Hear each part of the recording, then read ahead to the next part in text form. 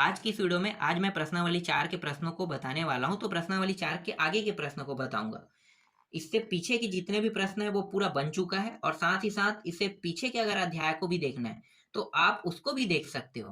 Comment में आपको एक लिंक लगा हुआ मिलेगा। लिंक को जैसे ही क्लिक करोगे पीछे के अध्याय, पीछे के प्रश्नावली पूरा सीरियल वाइज आपको मिल जाएगा। तो चलो टाइम वेस्ट नहीं करते हैं, आगे के प्रश्नों को देखेंगे। अगला प्रश्न हमें देखना है सातवां प्रश्न। सातवां का पहला, चित्र में कौन से दो त्रिभुज त्रिभुज ए बी सी के समरूप है, नाम लिखिए। और दूसरा है एक्स और वाई का मान क्या होगा, कह रहा है। तो सबसे पहले यहाँ पे सातवां का पहला देख लेते हैं। सातवां के पहला में हमें क्या बताना है कि सातवां के पहला में दो त्रिभुज है, बोल रहा है इन दोनों त्रिभुज जो है वो ए बी सी के समरूप है कि नहीं, ये बताना है। तो देखो ए बी सी त्रिभुज सबसे बड़ा वाला त्रिभुज है A B C. A B C त्रिभुज को दो हिस्सों में बांट दिया है ये सी एम रेखा। तो दो अलग अलग त्रिभुज बना है, एक त्रिभुज बना है ए एम सी त्रिभुज बना है और दूसरा है सी एम बी त्रिभुज बना है। ये दोनों त्रिभुज को बारी बारी से हमें बड़े वाले त्रिभुज के साथ मैच करके बताना है कि ये समरूप है कि नहीं। तो चलो पहले वाले त्रिभुज को पहले बड़े वाले त्रिभुज के साथ मैच करते हैं। तो ये बड़ा वाला त्रिभुज कौन सा है, ए बी सी है। तो यहाँ पे ए बी सी तथा छोटा वाला त्रिभुज ए एम सी है, तो ए एम सी को मैच करते हैं। ठीक है, तो यहाँ पे हमें भुजा को कोण को मैच करना है। कोण अगर यहाँ पे बराबर सिद्ध हो जाएगा तो इसका मतलब ये है कि ये समरूप है। तो 90 अंश का कोण पहले हम ढूंढते हैं दोनों में। तो यहाँ पे छोटे वाले में तो 90 अंश का कोण आसानी से मिल गया, लेकिन बड़े वाले में आपको आसानी से 90 अंश का कोण नहीं मिलेगा। तो आपको क्या करना है, इसे पलटना है। जैसे इसे मैं रोटेट करूंगा, देखो इसको रोटेट कर रहा हूँ इस डायरेक्शन में, ठीक है, घुमा रहा हूँ इस डायरेक्शन में, ऐसे ये घूम रहा है। तो ये जो सी और ए है ये कहाँ पे आ जाएगा, नीचे में आ जाएगा। और ये बी और सी है ये इस प्रकार से आ जाएगा। देखो रोटेट करने पर ये आपको कुछ इस प्रकार से आकृति देखने को मिलेगा। ये रहा, ठीक है। बी आ गया ऊपर में, नीचे में आ गया सी और यहाँ पे आ गया ए। इस तरह से आकृति आपको देखने को मिल रहा है। ये रहेगा कर्ण रहेगा, बाद में हम इसको यूज करेंगे। ये बन गया लंब और ये बन गया आधार। ठीक है, मैंने क्या किया, ध्यान देना, मैंने क्या किया, रोटेट किया, थोड़ा सा इसे घुमा लेते हैं। तो जैसे मैंने इसे घुमाया तो ये इस प्रकार से दिखने लगा। ठीक है, तो यहाँ पे अब 90 अंश ढूंढना आसान हो गया। तो यहाँ पे 90 अंश का कोण कहाँ पे बना है, यहाँ पे सी बिंदु पर। तो सी बिंदु यहाँ पे 90 अंश का कोण बना रहा है। तो इसको हम लिख लेते हैं बी सी ए बराबर, इसमें है ए एम सी, कोण ए एम सी। यहाँ पे कोण सी बिंदु पर बन रहा है, मतलब सी पॉइंट रहेगा। यहाँ पे कोण एम बिंदु पर बन रहा है तो ये एम पॉइंट रहेगा, और दोनों क्या है 90 अंश का कोण बना रहा है। अब यहाँ पे ध्यान दो, यहाँ पे ध्यान देने वाली बात क्या है कि ये भी कोण है ये भी कोण है। तो यहाँ पे नियम लग जाएगा कोण कोण समरूपता प्रमेय। यहाँ पे कोण है यहाँ भी कोण है, दोनों कोण ही है, याद रखना। इसीलिए यहाँ पे कोण कोण समरूपता प्रमेय लग रहा है, रूपता प्रमेय से। अब दोनों को समरूप सिद्ध कर देते हैं भाई। जब एक कोण 90 अंश आ गया और दोनों जो है वो अपने अपने डायरेक्शन में 90 अंश का कोण ला रहा है, तो बाकी जो है वो भी कोण अपने अपने क्षेत्र में जितने अंश का कोण बनेगा उतना बिंदु पॉइंट वहां पे बनेगा ही बनेगा। तो हमें सबको सिद्ध नहीं करना है, सभी कोणों को सिद्ध नहीं करना है, सिर्फ एक को सिद्ध करके हम बाकी को सिद्ध कर सकते हैं। तो इस तरह से आप कर सकते हो। अब यहाँ पे इसको लिख लेते हैं, त्रिभुज ए बी सी समरूप है, इस तरह से निशान लगाना है, त्रिभुज ए एम सी। तो देखो ये बन गया भाई, आसानी से समरूप सिद्ध हो गया। दूसरे को अब हल कर लेते हैं, बड़े वाले त्रिभुज के साथ दूसरे को मैच करो। तो ए बी सी तथा त्रिभुज, इसके बाद क्या है सी एम बी है ना, तो ये सी हो जाएगा, एम हो जाएगा, बी हो जाएगा। सेम प्रक्रिया है, वही करना है हमें। ए बी सी का आपको मिल चुका है। यहाँ पे देखो 90 अंश कहाँ पे है भैया, बी सी ए इस तरह से बराबर है। इसका क्या होगा, यहाँ पे देखो यहाँ भी आ रहा है सी एम बी, तो सी एम बी आ गया। यहाँ पे कोण बन रहा है सी और यहाँ पे कोण बन रहा है एम, क्योंकि एम बिंदु पॉइंट पर, ये सी बिंदु पॉइंट पर, ये भी 90 अंश बना रहा है। ये भी कोण है, तो देखो यहाँ भी कोण कोण लिखोगे आप, कोण कोण समरूपता प्रमेय, मैं शॉर्टकट में लिखता हूँ सा, और ये प्रमेय प्रमेय से, इस तरह से। और यहाँ पे ये दोनों अब समरूप हो गया, ए बी सी समरूप है किसके, त्रिभुज सी एम बी के। तो देखो दोनों समरूप सिद्ध हो गया, और यही इस प्रश्न में सिद्ध करने के लिए कहा था। बहुत आसान था बनाना, बहुत आसानी से मैंने इसे हल कर दिया। कहीं पे टफ लगा? ये नहीं लगा ना। चलो आगे, अब दूसरे प्रश्न में हमें क्या सिद्ध करना है, मतलब क्या निकालना है, एक्स और वाई का मान निकालना है। तो चलो एक्स वाई का मान निकालते हैं। तो मैं यहाँ पे ये वाला जो समरूप जो मैंने सिद्ध किया है ना, इसको लेकर हल करूंगा। तो इसको लिख लेते हैं, त्रिभुज ए बी सी समरूप है त्रिभुज ए एम सी के, इस तरह से। इसमें हमें एक्स और वाई का मान निकालना है। तो ध्यान देना, यहाँ पे ए बी सी त्रिभुज लेंगे और दूसरा जो त्रिभुज रहेगा वो ए एम सी रहेगा। छोटे वाले जो त्रिभुज है उसमें बड़े वाले त्रिभुज के सभी भुजाओं को भाग देंगे, पर किस तरह से भाग देंगे तो मैं आपको यहाँ पे बता देता हूँ। कर्ण जो है वो कर्ण को भाग देगा, आधार जो है आधार को भाग देगा, और लंब जो है वो लंब को भाग देगा, ये याद रखना। तो चलो छोटे वाले का पहले हम लिख लेते हैं तीनों भुजाओं को, क्योंकि तीन ही भुजाएं होते हैं एक त्रिभुज में। तो छोटे वाले त्रिभुज के जो आधार है वो है ए बी, ये आधार है। मैं यहाँ पे लिख लेता हूँ, चलो आधार बराबर लंब को लिख लेंगे इस बार। तो लंब जो है इसका एम और सी है, इसको लंब लिख लेते हैं। और कर्ण जो है वो है कर्ण भुजा ए सी है, ठीक है। अब बड़े वाले का आधार देखते हैं। तो देखो बड़े वाले का आधार है सी ए, तो ए बी जो है वो सी ए के साथ होगा, भाग जाएगा। एम सी, यहाँ पे एम सी क्या है, लंब है। तो लंब जो है बड़े वाले का लंब क्या है भाई, देखो बी सी है, तो यहाँ पे बी सी ले लो। और ए सी यहाँ पे दिया हुआ है, तो ए सी क्या है, कर्ण है, ठीक है। कहाँ पे, यहाँ पे ए सी कर्ण है, तो इसका कर्ण बी ए होगा, ये बी ए कर्ण होगा। अब मानों को रख दो। तो देखो मान कहाँ पे है, यहाँ पे दिया हुआ है, तो यहाँ से हम मान को रखते जाएंगे। तो ए बी कहाँ पे है, ध्यान देना। अब यहाँ पे ए बी देखो, एक मिनट, यहाँ पे ए बी है, ठीक है। तो ए बी का मान रखो। एक सेकंड, यहाँ पे ए बी कहाँ से आ जाएगा यार, यहाँ पे कुछ गलती हुआ क्या?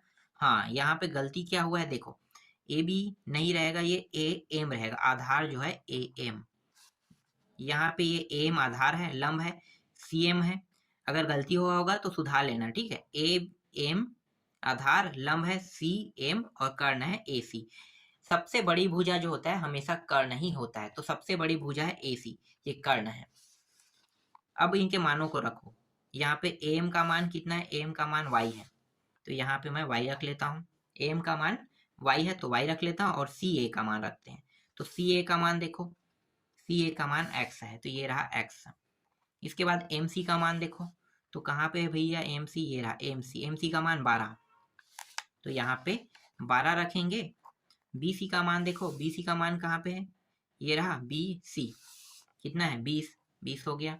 और कर्ण, कर्ण के साथ होगा, तो कर्ण का मान देखो, तो इसका जो कर्ण है ये है ए सी है, ए सी का कर्ण एक्स, और इसका जो कर्ण है वो क्या है, बी ए। तो देखो बी और ए कितना है, वाई प्लस 16, क्योंकि एम से बी का मान 16 है और ए से एम का मान वाई, तो दोनों को जोड़ देंगे तो वाई प्लस क्या हो जाएगा, 16। तो यहाँ पे लिखो वाई प्लस 16। इस तरह से हम क्या करेंगे, हम यहाँ पे करने वाले हैं, जैसे गुणनखंड करते थे तो वहां पे क्या करते थे, गुणनखंड में आपको पता होगा x प्लस 12 दिया हुआ है और x माइनस 12 इस तरह से दिया, और यहाँ पे 0। तो एक बार आप क्या करते थे, इसको और इसको लेते थे, और दूसरी बार इसको और इसको लेते थे। तो इसी तरह से हम हल करेंगे। ये चर है, ये भी चर राशि है, ये अचर है। तो देखो एक बार इन दोनों को लेंगे, एक बार इन दोनों को लेकर हल करेंगे। चलो बारी बारी से हल कर लेते हैं। तो यहाँ पे y और x पहले लेकर हल करते हैं, और ये हो गया 12 और 20, ये कट जाएगा 4 तिया, और ये कट जाएगा 4 पंचे। तो यहाँ पे y अपान x का मान कितना आ गया, 3/5 यहाँ पे प्राप्त हो गया, 3/5। ये y को मैं यहीं पे रहने देता हूँ, x को इस साइड ले जाता हूँ, तो ये हो जाएगा 3x, ये तीरा गुणा होकर यहाँ पे इसको भाग कर देगा, और यहाँ पे 5। ये ऐसा क्यों हो रहा है, पता है ना आपको नियम? नहीं पता है तो आप शुरू वाले प्रश्नावली, मतलब शुरू वाले प्रश्नावली नहीं कह रहा हूँ, अध्याय कह रहा हूँ 1 से 3 तक के, उसमें मैंने बहुत ही बारीकी से बताया है कि तिर्या गुणा के बारे में। तो तिर्या गुणा अगर आपको जानना है तो उन तीनों अध्यायों को आपको अच्छे से देखना होगा, ठीक है। ये x के साथ गुणा क्यों हो रहा है 3, ठीक है, समझ में आ गया। यहाँ पे y का मान यहाँ पे क्या आ गया, ये। अब चलो दूसरे को हल करते हैं। यहाँ पे 12/20 और x अपान y प्लस 16 को लेकर हल करते हैं। तो यहाँ पे लिखो 12/20 x अपान y प्लस 16। यहाँ भी ये नीचे में इसको ऊपर ले जाएंगे, 13 गुणा होकर ऊपर में ये होगा और 20 यहाँ पे ऊपर चला जाएगा। तो ये हो जाएगा 12, या फिर यहाँ पे पहले कटा दो, आसान रहेगा, 4 और ये 5 हो जाएगा। ठीक है, इस तरह से कटाते हैं तो आसान हो गया, 3/5 हो गया। अब इसको गुणा कर दो तो ये हो जाएगा 3y गुणा 16 के साथ भी करेगा तो 16 दूनी 32, 16 48, तो ये आ गया 48 हो जाएगा। और 5 ये हो जाएगा तो 5x हो गया। इस तरह से इस ये जो 48 इसको इस पार भेज दो तो 3y, और उस पार ले जाएंगे तो अब ये हो रहा है पक्षांतर। पक्षांतर कब होता है, तिर्यक गुणा कब होता है? तिर्यक गुणा जब किसी संख्या के साथ x चर राशि गुणा में हो या y जो है चर राशि गुणा में हो या भाग में हो, तब तिर्यक गुणा नियम लागू होता है।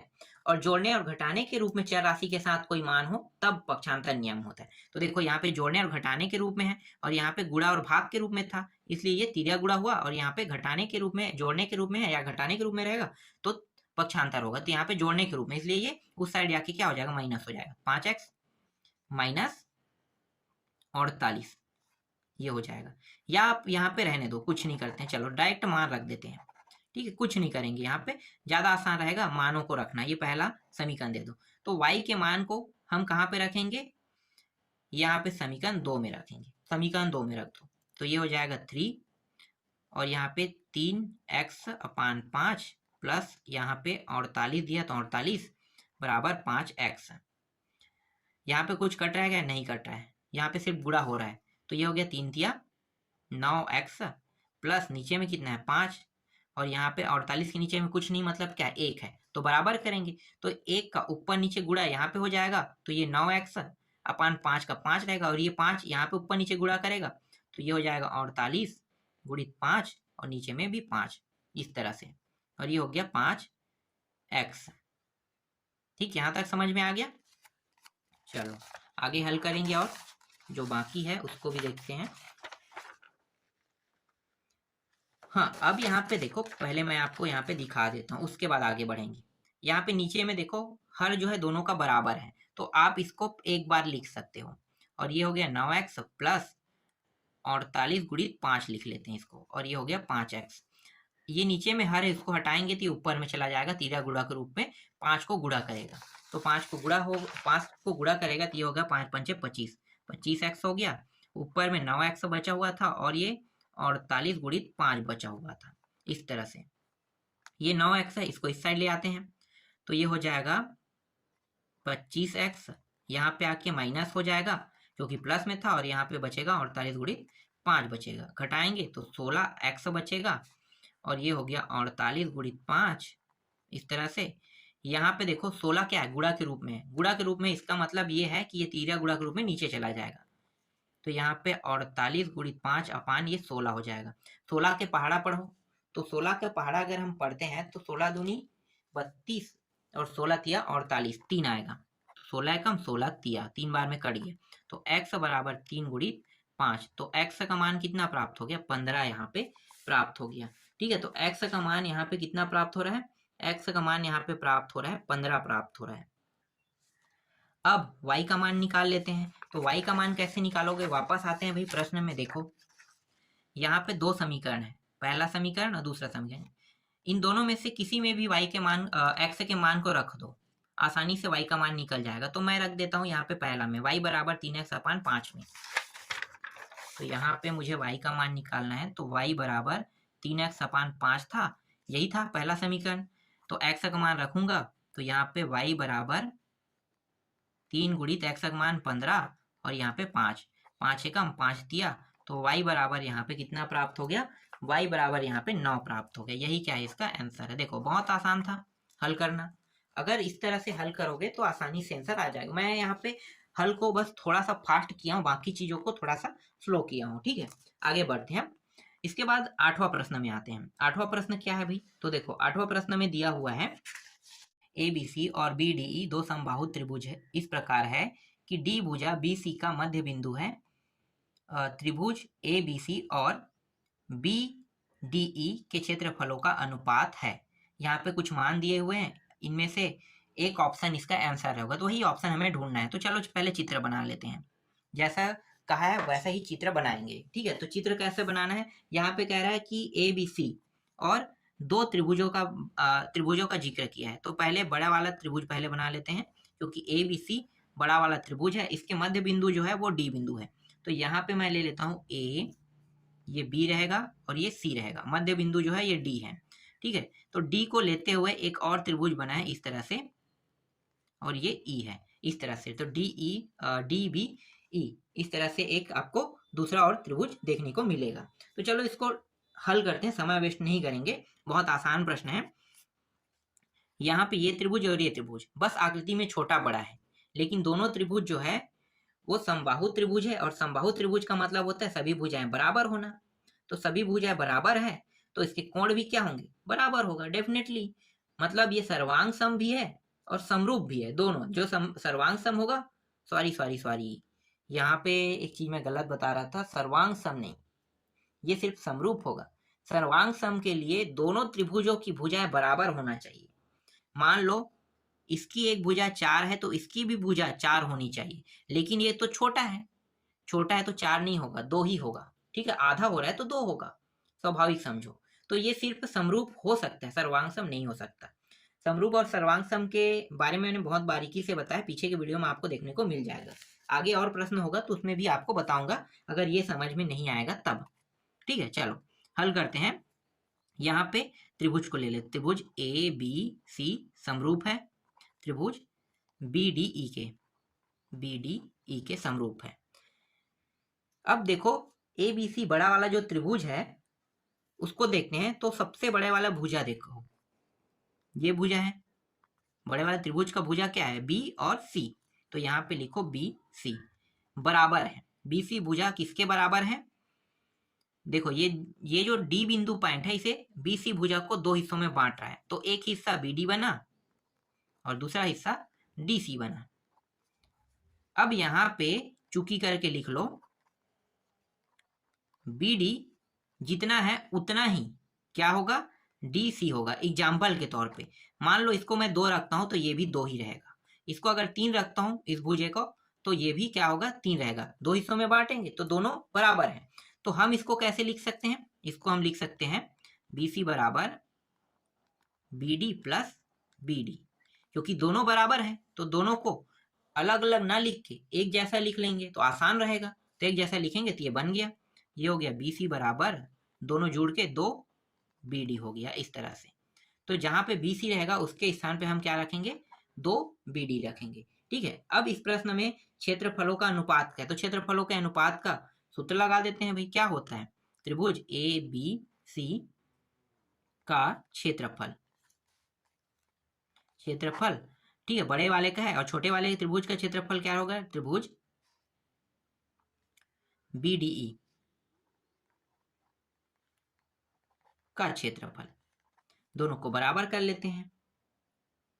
अब यहाँ पे देखो जो अभी हमने निकाला ना BC, ठीक है, तो BC को आपको क्या करना है, इस तरह से आप लिखो BC का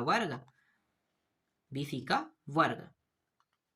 और यहाँ पे क्या है, देखो BC के बराबर क्या था, BD प्लस DC। तो लिखो भाई BD प्लस DC और इसका वर्ग कर देते हैं। अब BC प्लस DC का मान कितना रख सकते हैं, देख लो, इतना रख सकते हैं ना, क्योंकि ये दो हिस्सों में बटेगा तो इस तरह से बनते बनते ये ऐसा बन जाएगा। तो आगे हल करो तो ये हो गया BC का वर्ग। ठीक है, BC का वर्ग। यहाँ पे एक गलती किया हूं मैं, ये पॉसिबल ही नहीं है, ये सिर्फ यहाँ पे इतना ही वर्ग होगा। क्यों, क्योंकि देखो ना BD बस बन रहा है, यहाँ तक तो नहीं आ रहा है ना त्रिभुज, सिर्फ यहाँ तक आ रहा है, इसलिए ये BD बस रहेगा। तो यहाँ पे आप BD बस लिख लो, BD का वर्ग। यहाँ पे आप मान रखेंगे BC का मान कितना रखोगे, देखो 2 BD रखो भाई, 2 BD और यहाँ पे वर्ग है तो वर्ग करेंगे, फिर ये BD और इसका भी वर्ग। तो ये हो जाएगा 2 दूनी 4 हो जाएगा, और ये हो गया BD का वर्ग हो जाएगा। यहाँ भी BD है, वर्ग है, BD दोनों से कट गया, बचा क्या, 4 और नीचे में 1। तो इसे हमें अनुपात में निकालना था, तो ये हो गया 4:1। 4:1 कौन से ऑप्शन में है भाई? देखो तीसरा में है, तो इसका आंसर हो जाएगा तीसरा। तीसरा में 4:1 दिया है। इस तरह से आपको बनाना है, बहुत आसान था देखो हल करना। चलो नेक्स्ट प्रश्न देखते हैं। अगला प्रश्न क्या दिया हुआ है? अगला प्रश्न दिया है दो समरूप त्रिभुजों में 9AR ABC बराबर 16AR PQR है, तो AB अपान PQ का मान होगा।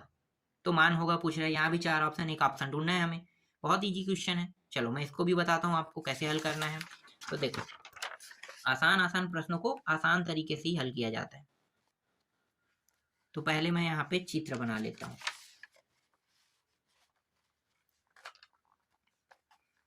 क्योंकि दो त्रिभुज का जिक्र किया है, तो इस तरह से दो त्रिभुज, एक है ABC और ये है PQR। इस तरह से दो त्रिभुजों का जिक्र किया है, तो दोनों त्रिभुजों को ले लेते हैं। अब दोनों त्रिभुजों के क्षेत्रफल का अनुपात जैसे निकालते हैं ना, वैसे ही अनुपात निकालेंगे। तो आपको पता है कि ये ABC त्रिभुज दिया हुआ है और एक दिया हुआ है PQR। तो हम क्या करेंगे, हम यहाँ पे करेंगे 9AR जो दिया हुआ है इसके साथ जुड़ा हुआ है ABC इस तरह से, और इसको भाग दे देंगे दूसरे वाले के साथ। दूसरे वाला है 16AR दिया हुआ है और PQR इस तरह से दिया हुआ है, तो भाग दे देंगे। तो भाग देंगे तो इस तरह से हो जाएगा। ठीक है, यहां तक समझ में आ गया? ठीक, यहां तक समझ में आ गया ना। और यहाँ पे क्या रहेगा, दोनों सेम टू सेम है, मतलब 1:1 आ जाएगा। दोनों सेम टू सेम है, जितना इसकी एक भुजा की लंबाई है उतनी ही दूसरे में भी भुजा की लंबाई है। तो मतलब क्या होगा कि दोनों सेम टू सेम है, तो इसे 1:1 इस तरह से लिख सकते हैं। तो इस तरह से आप लिख लो। यहाँ पे जो ये जो ए आर है दोनों में से कट जाएगा। यहाँ पे 9 और 16, तो 9 और 16 को मुझे हटाना है, तो 9 नीचे में है तो ये ऊपर में चला जाएगा, तो इसके साथ गुणा होगा। तो चलो मैं आपको बताता हूँ, यहाँ पे बचेगा क्या, ABC और यहाँ पे बचेगा PQR। नीचे से 16 यहाँ पे आके ऊपर में गया और ये नीचे में आ जाएगा। यहाँ पे कट रहा है तो कटा देंगे भाई, नहीं कटेगा तो नहीं कटाएंगे। ठीक है, तो कटेगा तभी कटाएंगे। तो ABC और PQR यहाँ पे, तो इसमें हमें भुजा देखना है। स्पष्ट प्रश्न में कहा है AB और कौन सा देखना है, यहाँ पे AB देखना है और PQ देखना है। तो इसमें हमें AB देखना है, तो ये AB का वर्ग कर देंगे, क्योंकि वर्गों के अनुपातों का क्षेत्रफल तो यही होता है ना। और PQ हो जाएगा, ये भी वर्ग हो जाएगा, और ये 16/9 हो जाएगा। यहाँ पे वर्ग है, देखो वर्ग हटाएंगे तो इसका ट्रिक क्या होता है, वर्ग हटाएंगे तो ट्रिक होता है अंडर रूट, यहाँ पे लग जाएगा। तो AB से भी वर्ग हटा दिए और PQ से भी वर्ग हटा देते हैं, तो 16 यहाँ पे अंडर रूट के अंदर आ जाएगा, 9 भी अंडर रूट के अंदर आ जाएगा। अब AB और ये हो जाएगा PQ अंडर रूट के अंदर में, तो ये 4 का वर्ग होता है, मतलब यहाँ से 4 निकल जाएगा, और ये 9 का वर्ग 9 जो है 3 का वर्ग होता है, तो 3 निकल जाएगा। तो यहाँ पे अनुपात क्या आ जाएगा, अनुपात यहाँ पे आ रहा है 4:3 आ रहा है। तो देखो जिसमें भी 4:3 है वही इसका आंसर होगा। तो 4:3 पहला प्रश्न में, तो पहला इसका आंसर होगा। तो इस तरह से इसे बनाते हैं, बहुत इजी क्वेश्चन था, देखो बन गया यहाँ पे। इस तरह से ये पूरा प्रश्नावली 4 जो है पूरा कंप्लीट हो गया। इसके बाद बचा है प्रश्नावली 5, उसको भी मैं जल्दी कंप्लीट करा दूंगा।